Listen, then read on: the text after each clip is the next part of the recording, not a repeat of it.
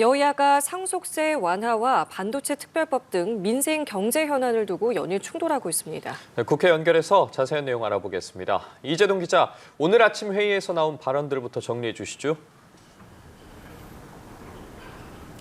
네, 국민의힘은 민주당이 반도체 특별법에서 주 52시간 근로제 예외 조항을 빼기로 입장을 정리한 데 대해 육상 선수 발목에 족쇄를 채워놓고 열심히 뛰라고 응원하는 것이나 마찬가지라고 비판했습니다. 권성동 원내대표는 오전 회의에서 민주당이 국내 반도체 산업 경쟁력 강화를 위한 절실한 요청을 묵살해버렸다며 이같이 말했는데요. 이어 이재명 대표가 외치는 친기업 성장은 거짓말이라며 조기 대선을 위해 표를 얻기 위한 기회주의적 술책일 뿐이라고 질타했습니다. 반면 민주당 이재명 대표는 SNS를 통해 어제 국회 산자위 소위에서 반도체 특별법 처리가 무산된 건 국민의힘의 반대 때문이었다고 반박했습니다. 이 대표는 주 52시간 예외 조항 없이는 어떤 것도 합의할 수 없다는 국민의힘의 무책임한 목리로 국가의 미래가 걸린 산업의 경쟁력이 발목 잡히고 말았다고 비난했습니다.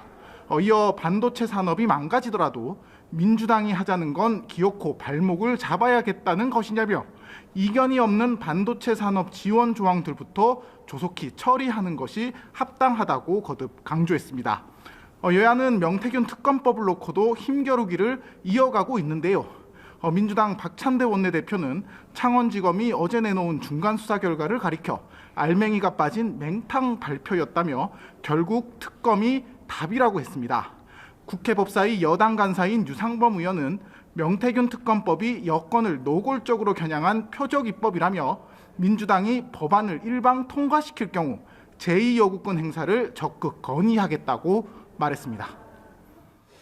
자, 2월 임시국회가 본격적으로 가동이 되면서 오늘은 각 상임위별 부처 업무 보고가 이뤄지고 있는데요.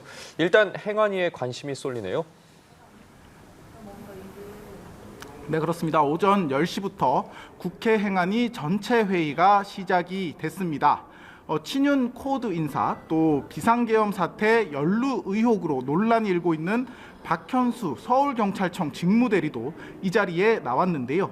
계엄 당시 경찰국장이었던 박 직무대리는 계엄 선포 직후 이상민 당시 행안부 장관과 조지호 경찰청장 등과 통화한 사실이 알려지면서 논란에 휘말렸고요. 그리고 대통령실과 행안부에서 파견 근무하며 초고속 승진한 바 있어 윤석열 대통령의 옥중 인사라는 비판도 일각에서 나왔습니다.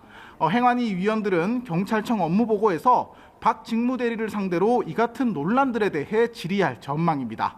오후 국회에서는 고 김하늘 양 피살된 사건에 관한 교육위 현안 질의도 진행될 예정인데요.